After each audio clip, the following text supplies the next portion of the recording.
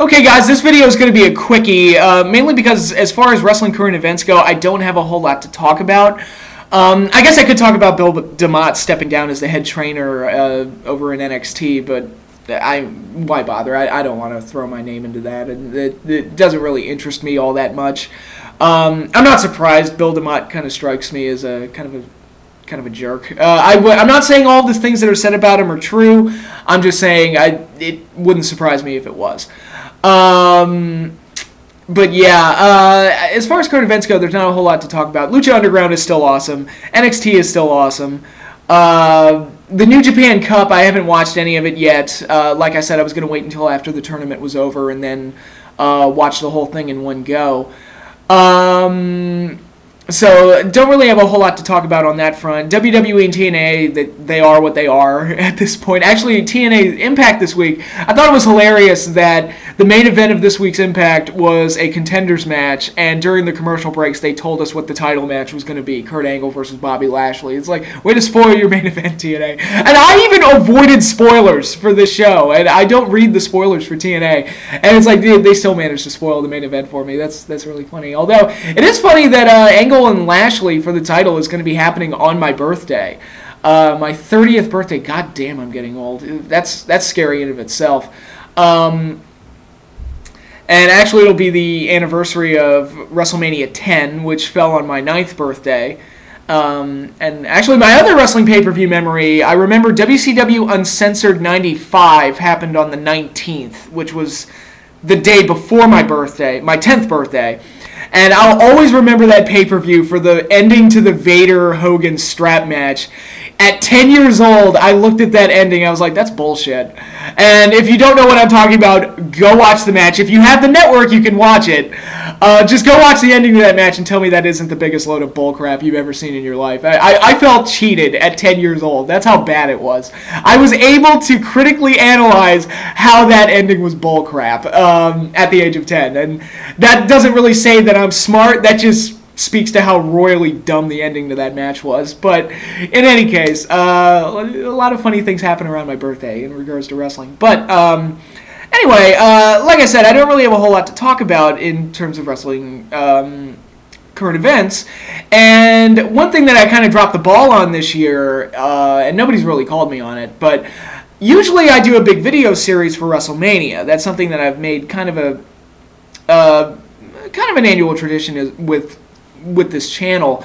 My first year, which was WrestleMania 27, which, goddamn, I can't believe I've been making videos that long. I did Rebooking WrestleMania, which are some of the more, of all the videos I've done, I really enjoyed making those the most.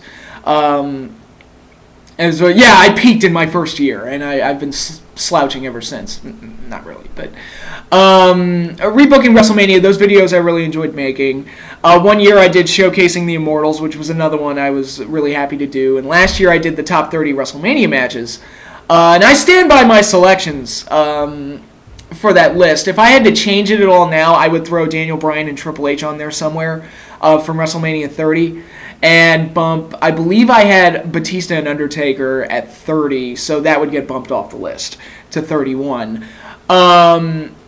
But yeah, I stand by that list still. I know not everybody was happy with my selections, but you know, it's my list, and that was the only criteria that went into it. They were my picks. But I did not do a big WrestleMania video series this year, and the reason for that is because at the end of the year, in December, when I take off, and I take that 2 or 3 weeks without making videos, one of the things I do in that time off, and not only just like taking a break from making videos and, you know, getting through the holiday season and everything, but I also take like about an hour a day to plan the WrestleMania video series. Last year that was a huge undertaking because not only was I doing the top 30 WrestleMania matches, I was doing all the Godzilla movie reviews, which was a Herculean task all its own. That was something, again, I enjoyed making it, but at the same time I was exhausted when I was done through it. I was so happy to be done with that video series. I was like, I knew it after I filmed part 1. I was like, what the hell have I gotten myself into? But you know, I got through it. It was fine. But this year, instead of planning a video series for WrestleMania, I planned for my move, and that that took priority over everything else. So I really couldn't plan any kind of video series for WrestleMania. That combined with the fact that I'm just not that interested in the road to WrestleMania this year, and that was before even Roman Reigns won the Rumble. I just wasn't feeling what they were doing. And I should make this point clear. I don't think WrestleMania 31 is going to be a terrible show. The way they promoted it is just, I'm just not invested in what they're doing, which is insane because if you think about it, Lesnar is the best built-up monster they've had in a dog's age, where he ended the streak, he destroyed John Cena, and you're setting him up at WrestleMania to drop the title. That should be exciting, but it's not, and people, far better at making videos than I am have elaborated as to why it's not that exciting.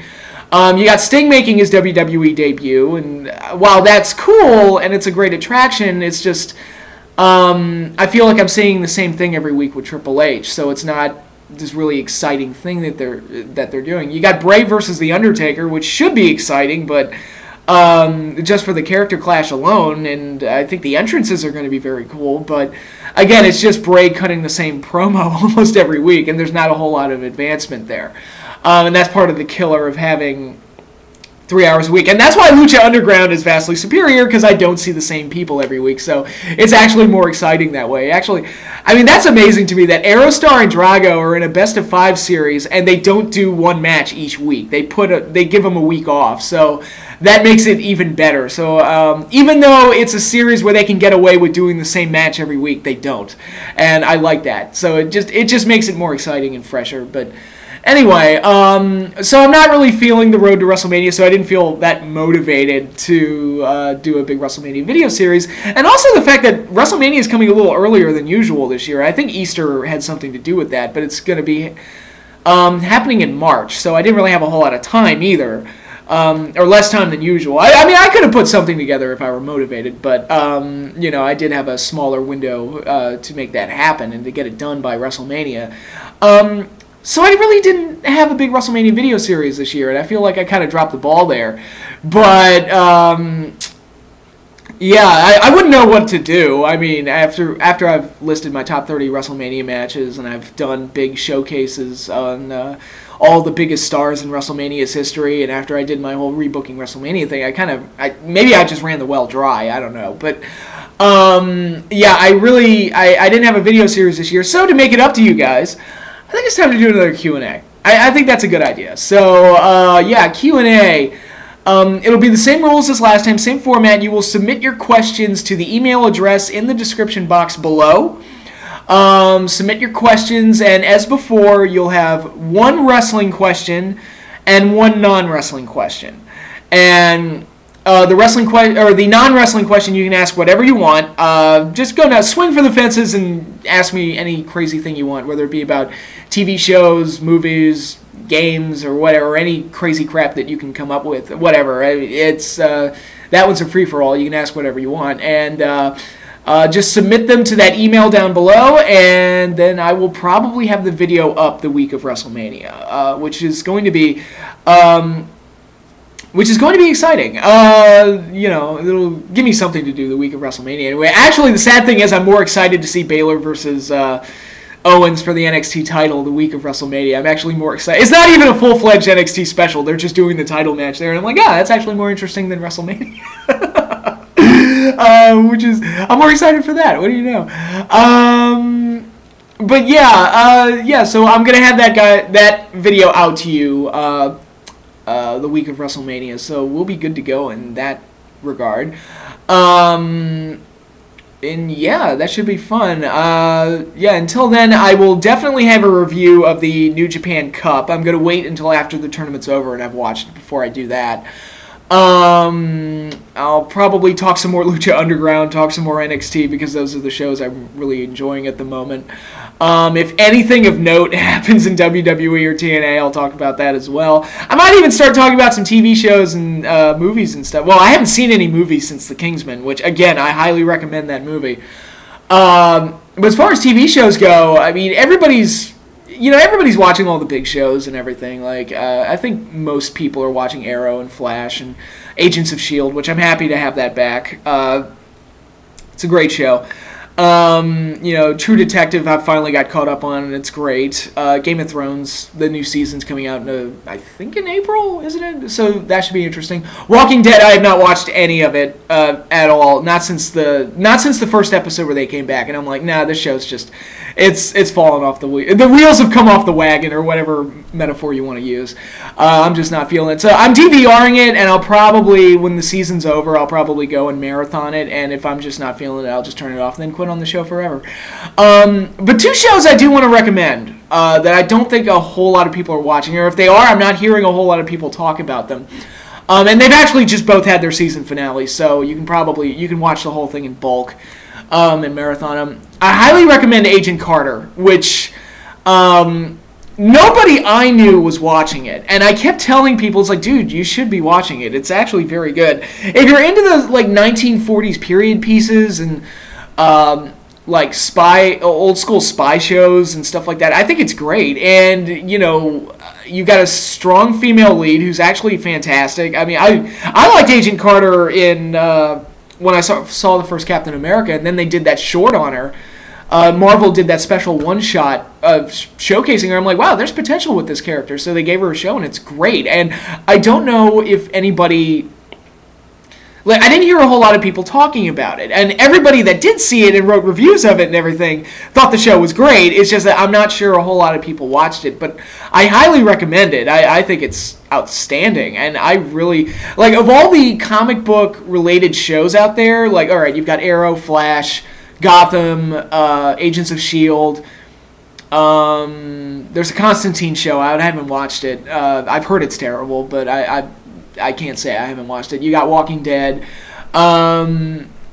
There's probably the Daredevil show's coming out soon. I don't know when, or maybe it's already started and I just don't know. But I haven't watched any of it. But of all the comic book related shows out there that I've watched, I think Agent Carter might be my favorite one of the bunch. And yes, I am happy to have Agents of S.H.I.E.L.D. back, but Agent Carter was very, very good and was a good thing to have while Agents of S.H.I.E.L.D. was on a break, and I really enjoyed it, so I highly recommend it. The other show is Star Wars Rebels, which, I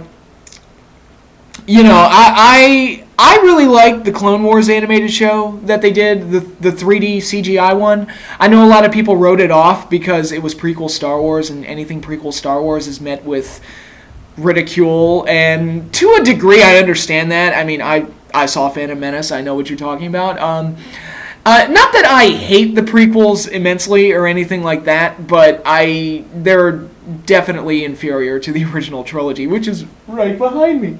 Yeah, you don't see Phantom Menace on my wall, but so I can understand the reluctance to watch Clone Wars, but I thought it was very good, and I really liked it. And a lot of the problems that were with the prequel films were not in this show, and they did a lot of creative things and added a lot of things that were that really benefited Star Wars mythology and ultimately helped the prequels and made them more acceptable as pieces of Star Wars canon.